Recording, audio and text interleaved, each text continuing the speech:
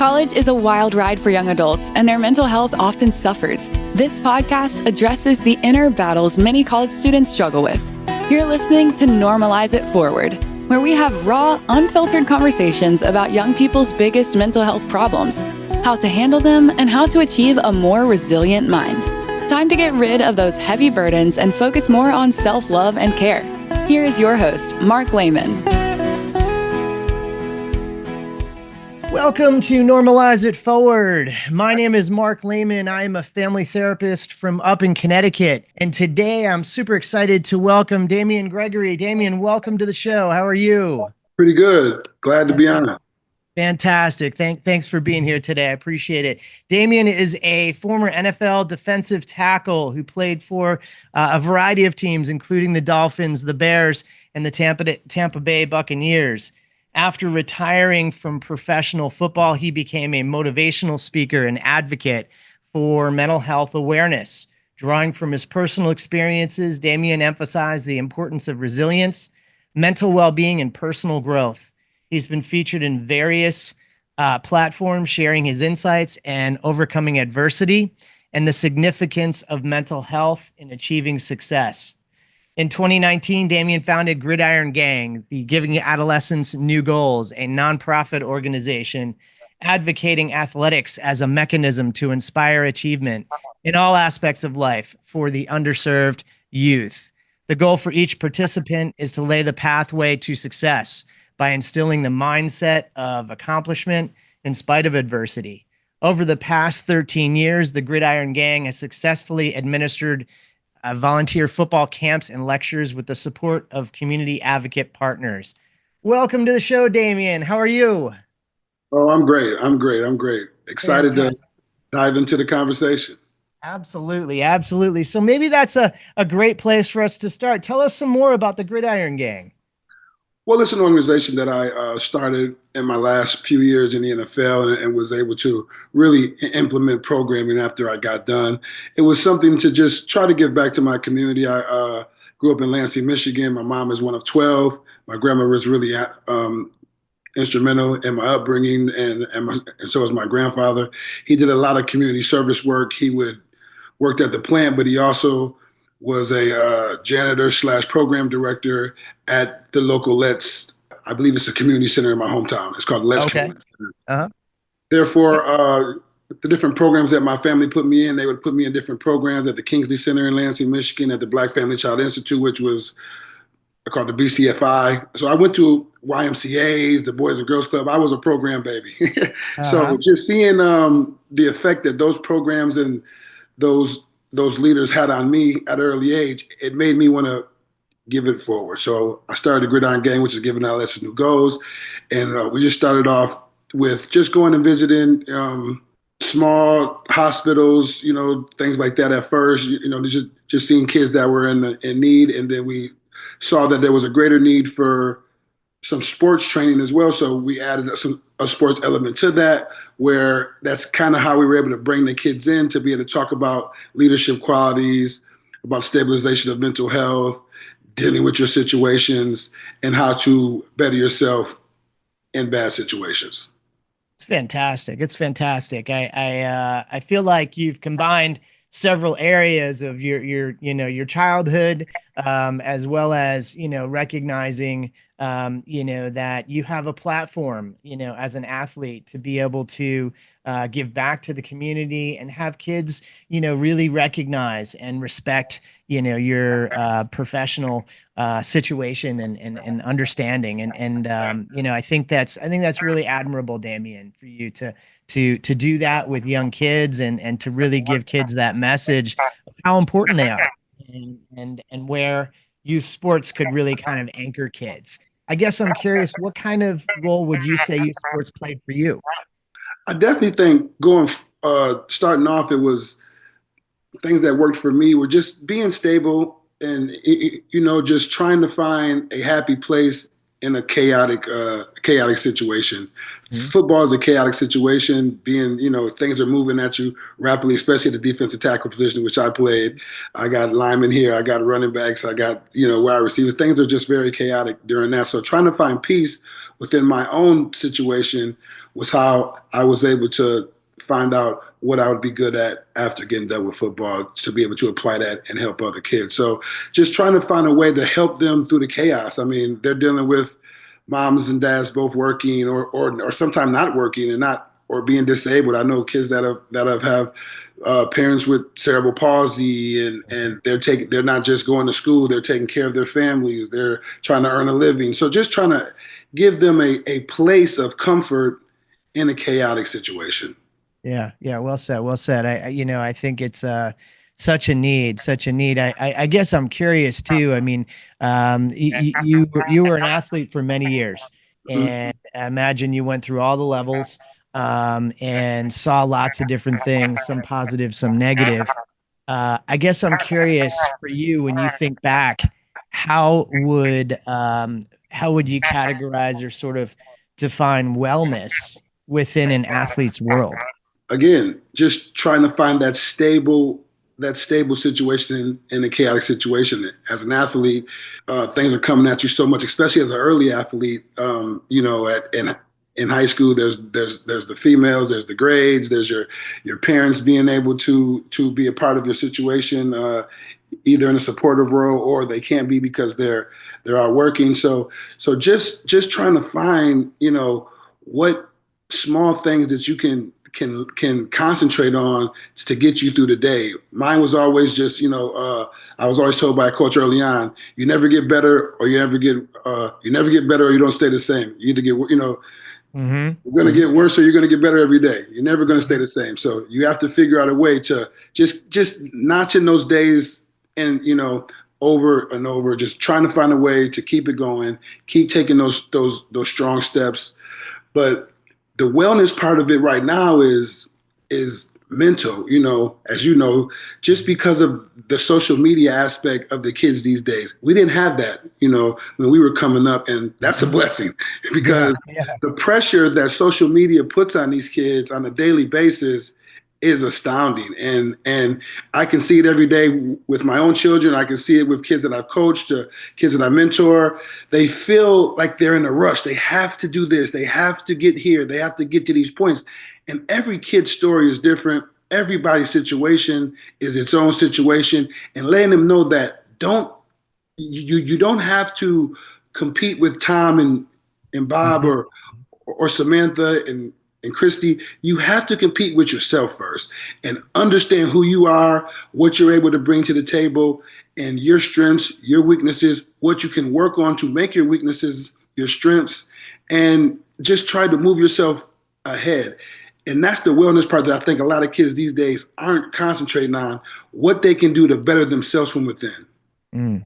That's a great, great point. And yeah, I mean, so much has changed in the last 15, 20 years. I mean, certainly social media, certainly the NIL, the Yeah. money that comes through now, I think has just equated to a ton of pressure. I see kids, I hear kids, eighth, ninth, 10th grade now, and they're getting inundated with coaches and inquiries and stuff that in eighth grade I was learning how to tie my shoes. You know what I mean? Like these kids are making life decisions, right?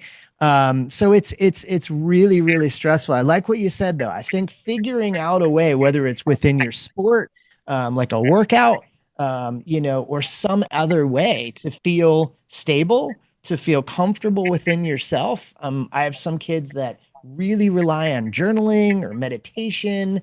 I have certainly kids that work out and really enjoy exercise. I have other kids that join a club or an activity, and that gives them some sanity. But certainly athletes today, I think now more than ever, need something to rely on to create less stress and anxiety. And it's a tough world. It's a tough world for young adults, right? Yeah, Yeah. definitely, Yeah. definitely. Yeah. Yeah. So, you make a great point about social media. Unfortunately, anxiety and depressive levels are up. They're higher than they've ever been. And so it does put some pressure on young adults to find ways to make themselves feel less stressed and less overdone each day. I like what you said though. How do you do that and kind of get through the day? It's a good way of looking at it. Are there certain things that you've used over time that just seem to help you and really assist you with wellness? Yeah, some tactics and things that I've done over the years. I've tried the meditation. I've tried the, sleeping the 9 to 10 hours. They say, oh, you sleep 9 to 10 hours is better. I'm not a sleeper like that. So, Mhm. so overall, reading is something that definitely has always been something that helps me stabilize and get back into a place of comfort.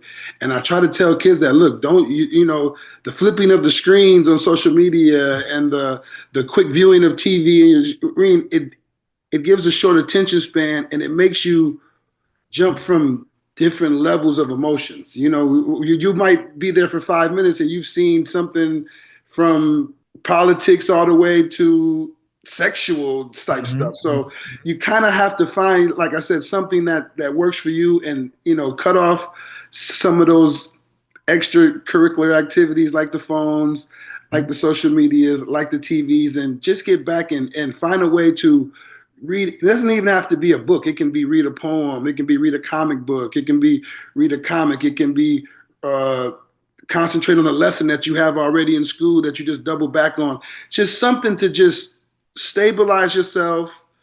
And also music as well. I like to play some music. A lot of different kinds of music to just to soothe the mind. I'm an R&B guy, and I like to listen to some old jazz, some R&B, and just brings me down a level. Can't really just be bopping to Jeezy and 50 Cent all day.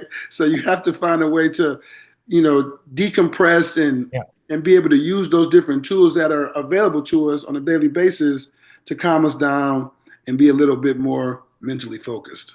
I like how you said that. I'm up here in Connecticut, Yukon Husky country, and when they won the championships last year, it was really interesting. One of their players who's since graduated mentioned early on in the year that he doesn't have any social media, and 23-year-old young man, no social media.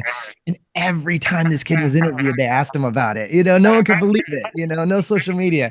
I thought it was great. He had focus. He understood, the impact. And, your words are important. I think, for young people listening, it's really important. You've achieved professional status at your career. Obviously, you know a thing or two when it comes to athletics. And I think, one of the reasons why I love having various people on my show is that everybody's got an opinion.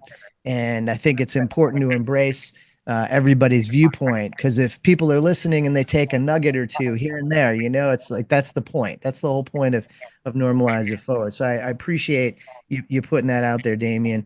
I'm curious. You're also a dad, another hat that you wear, right? Um, your kids are you have three kids, I believe, Yeah, three right? kids, yes. Three kids, and they're just coming into the teenage world now, right?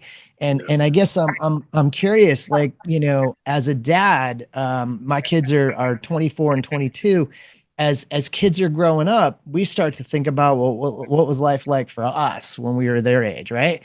And because of some of the things we talked about, it's really changed dramatically. I guess I'm wondering, what are some of your observations in terms of your own kids? What are you noticing? What are some of the things that kids are facing nowadays that seem really difficult? Definitely. Well, a lot of things that kids are feeling these days are things that we felt as well, but just on a magnified level. Hmm.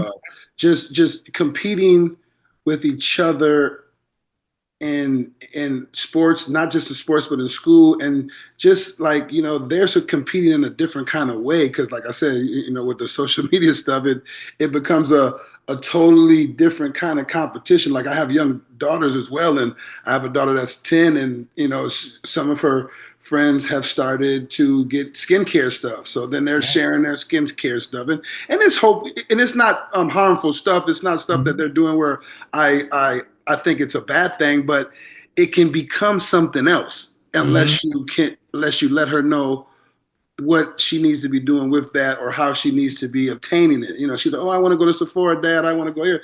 I'm like, Hmm. okay, well, there are certain items I would allow you to have and that are good for your age group, but there's certain things that I don't agree with, and this is why I don't. And then No doubt. explaining to them why you don't want them wearing these certain things or going in these certain areas at this age, because I mean, it's a lot of a lot of pitfalls out here Oh, for young ladies that are, dressing a certain way or seem a little older when they're not, just because of the skin care stuff that they're choosing. So that has been a obstacle that I've, being that I never faced before, that I've definitely had to try to align with the proper judgment with me and my wife. My son as well, going off to high school. He's a younger kid for his age. He's a little younger than most of the kids in his grade, and he plays football as well. So just being able to deal with the pressures of, I didn't have the pressure of my dad playing in the NFL or being coached by guys that played with my dad. So it becomes a different hurdle for him. He's like, man, I feel like guys are always on me. Well, guys probably are always on you, because I played with a couple of those guys there, and they know, what I would be expecting from you, they would be expecting from you as well. So just being able to I guess, limit their expectations and their exposure, but but not limited in a capping way, but just in a defining way, like just defining what these different feelings that they're having. Oh, well, maybe the anxiety of being coached by someone that I know, or the anxiety of, oh, dad, I want to get this product for my face, but I don't know. Just those are totally different things, but at the end, they all come back to the same home and the same message, which is, let's try to find the good in these products. Let's try to find the good in this situation. What can we do to concentrate on being better at understanding why this is not a good product for me, or why I shouldn't be going to lift weights right after I left wrestling practice? I'm like, son, you can't be in a rush. right. Because if you go too fast, you'll, as you know, there's no speed limit in life. Right. Right. There's You a burn speed out. limit on the road, but there's no speed limit in life. So once you Right. get cooking, it can go. It can go like that. So Yeah. just trying to make sure they're stable and they have a good base. Yeah, I mean, you hit on a number of things. One really important word, understand, right? I mean, as parents, we wear a hat.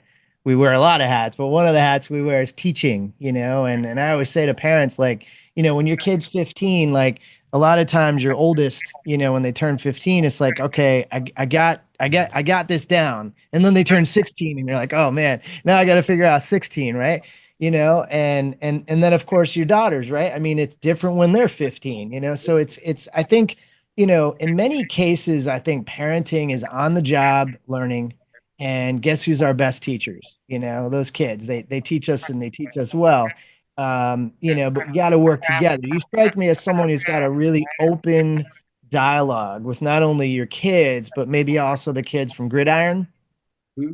Yeah, yeah. And I admire that, Damian, because it's interesting. I meet parents of all types. And I don't know how parents encounter, the next stressor in parenting and not talk. Like, I don't know how they do that. But I imagine, the kid figures it out or doesn't themselves, and things get really challenging as a result. So open dialogue is huge. I think it sounds like you're a person who encourages that with kids. Definitely. I definitely do, and I still get a lot of open dialogue from former campers, former former mentees, guys that I've worked with from Naples, that I used to have a program 5 or 6 years there, and still get hit up from those kids that are there. Some of them are grown, some of them are in college, some of them are in careers, and I see them on social media. I always like their stuff. I always Nice. send a nice little message just to let them know coach is still there coaching. Don't think I'm not there. Don't think I'm not watching. Don't think I don't know when you're not making the right decisions. And that's why I try to walk the way I walk on my social media pages, just to show guys, look, it's okay to be a father. It's okay to be to do things outside of the norm. You don't have to do what the Joneses and everyone else is doing. You can do what you're supposed to be doing, which is aligning with God or whoever you else seem fit to move forward with your life. And just having that open dialogue, and somewhere where kids are able to come back to. I get hit from guys that are, like I said, still playing, guys that aren't playing, guys that gave the game up right after camp. But they always knew coach cared. And Yeah, I can bounce a couple that's things huge. off of him. I can bounce this off of him. Hey, coach, what do you think about this school? What do you think Yeah. about, me thinking about this career, I'd be like, hey man, that's where you should go. And matter of fact, check this out too. This kind of concentrates on that as well. I'll send them some more information because I want to see them successful. I mean, not that it's any sweat off me, but just if I've been around you or if I've touched you, I want to see you having success. Yeah, yeah, yeah. No, I hear you. I hear you. You're a helper, Damian. You like helping, and I think I've coached myself. I certainly have done lots of counseling over the years, and I always say to my patients, stay in touch. Yeah, Drop me a card here, drop me a line, drop me a message. Sometimes I hear, sometimes I don't. But someone said to me a long time ago, and it meant a lot. And I'll say it back to you because I think it's applicable here. Is you have no idea when you say to someone, you mean a lot, you're important, your actions are important. Those statements from a grown adult to a kid have this ripple effect and oftentimes really create for that young person a positivity that we don't necessarily get to see, and then years later you may hear from that person. So I admire what you're doing. I really do. And I think that, your positivity and, openness and your ability to communicate with people in general, and connect with them where they're at. I think, again, you're a person in the athletic industry, you've touched all the levels. So it's like your credibility is there, and yet, you work with young people and again, you find out, how you can help, and you're there. You got a big heart, Damian. definitely. So I appreciate what you do. I really do. Can I just ask for my listeners, how can they find you if they're in the Southern Florida vicinity? Yeah, well, we're at Gridiron_gang on Instagram, and we're Gridiron Gang INC on Twitter. I don't use Excellent. Twitter as much no more as I used to, but you can still get with me. You can also send me an email at info@gridirongroup.org, and Perfect. I'm always available if you need the help you hand, especially here in Fort Lauderdale. We do a lot of stuff at Holiday Park, which is our local park here in Fort Lauderdale. We partner with the city of Fort Lauderdale on a couple small projects, and we're working hand in hand with Mount Olive Church here in Fort Lauderdale. Very close with the deacon Tom over there, and we're just trying to do more and more in the community. We've only been here for about 4 years. This March 1st will be 4 years, but we did a lot in Jersey. We did a lot in Naples as well. I used to have a camp in Nice. Naples with the Bayshore Educational Center, which is an educational center that's tailored for the Lely area of Naples, which is a highly populated area of people from Haiti that have came over. So we've done a lot of camps for transitioning them into um, America and things that they would love to do here in the States. And that's been a great program we did. We did a lot of stuff with the Calais Foundation, which was in New Jersey, which is a special needs school that is really dear to my heart. And we're probably going to be doing a little bit more of that going forward down in Aventura. But we got, still in the works with some of the stuff for 2025, but we'll be at the walk of we have a 5K walk with an organization called Ellie's Army, which we're pushing for. I was really close with Ellie. She had cystic fibrosis. She died about 10 years ago. That's my Mm, agent's daughter. And mm.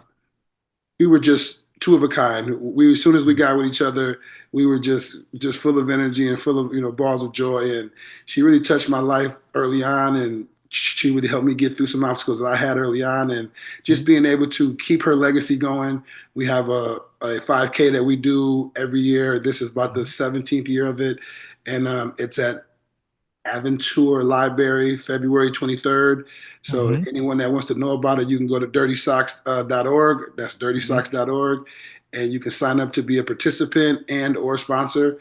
It's a great event. Got former players, coaches, people from the community, just everyone that wants to give back and put honor on Ellie's name. That's fantastic. That's fantastic. I got to connect you with my buddy Dr. Joe. Do you know Joe Uravec? He's the CEO of NAMI down in Broward County in that area. Does a lot of work down there. Him and I have done some work together recently as well. I got to connect you guys. But you're doing some great work down there, Damian. I appreciate and admire all of what you're doing with your community. Let me ask, part of Normalize It Forward to just continue the conversation around wellness, talking about not only mental health, but, from all of the different hats that we wear, whether it's athlete or parent or just individual in the community. Part of what we do with Normalize It Forward is to try to continue to have the conversation.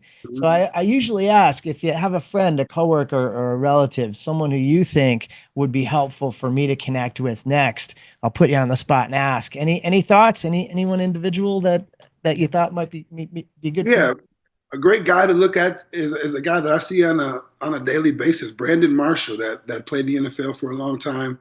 Brandon played for numerous teams. He has a podcast called I Am Athlete, and he also has a facility called House of Athlete. And he's definitely been a champion for mental health and awareness over the last 15 years. And I actually just shared something on my social media of a lady that came up to him on the street like over the last couple of days and just said his openness to talk about his mental health situation helped her in her life and helped push her to the next step. So him, as well as AJ Brown, that has just showed a lot of initiative over the last few weeks with the reading of the book on the sideline and things of that nature. A lot of people looked at it as a weird situation, but we all have things that we need to calm us, like we talked about earlier, to center us, to bring us back to a place of comfort. And if reading on the sideline was that thing that kept him calm during those tense times, then that's a great opportunity. So just leaning into that same realm of football players, AJ Brown. Would love it. Yeah. And as a former player, Brandon Marshall, both of those guys are leaders in the mental health space. And I really think they could enlighten, a crowd or two here. That'd be great, Damian. I'll get their contact info offline from you, but I appreciate the names and would love to connect with those gentlemen. And, I too totally agree with what you're saying. I mean, it's interesting when you hear about the stats of mental health, and you say 1 in 5, 2 in 5.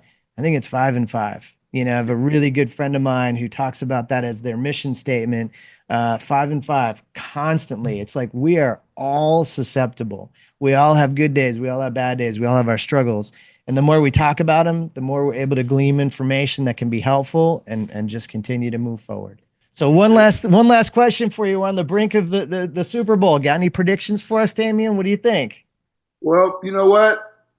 I think it's kind of tough. I actually went to the Super Bowl to see the first time they played against each other, and I was going for Kansas City. Kansas City, okay. This go around, I'm gonna say it on there. I'm going for Philly. I'm a Saquon Barkley fan. We lived in Rutherford, New Jersey. Before we moved down here to Florida, we lived in Rutherford, New Jersey. So Saquon was right there in our backyard. He was a great kid. He did a lot in our community of Rutherford at the time. And just seeing him flourish into the player he's become. My son got to go to a couple of his camps and meet him early on in his career, and just seeing his impact on the game, being the ambassador for the game that he is, an ambassador for being such a great young man. I mean, he's such a well-rounded, great young man that you want to see a person like that representing the league. Absolutely. Having him there on that podium, holding that award as MVP of the Super Bowl would definitely be great, not just for the game of football, but for the game of life. Hey, guys, you heard it here. Damian's predicting Philly. I'm with him. I think Philly's going to take it as well, and appreciate your sentiments. I'm also a big Saquon fan, so would love to see that happen. Listen, I appreciate you taking the time to be here today. I'm sure my listeners do as well. Your thoughts around mental health and wellness, spot on. Really agree with so much of what you had to say. But just want to thank you. Thank you for your time. Thank you for your energy, and enjoy yourself this weekend. Have fun. Thank you, Dr. Mark, and go Eagles. All right. You take care. See you, Damian. That's all for this episode of Normalize It Forward. May this conversation serve as a reminder that you are never alone in facing your mental health struggles. There are always people who can help. To dive even deeper into our journey of normalizing one of the biggest issues young people face, check out more episodes of the show at youareheard.com. It's UAREHEARD.com. Continue gaining access to the right tools, the best resources, and the most insightful advice to achieve positivity, mindfulness, and genuine happiness.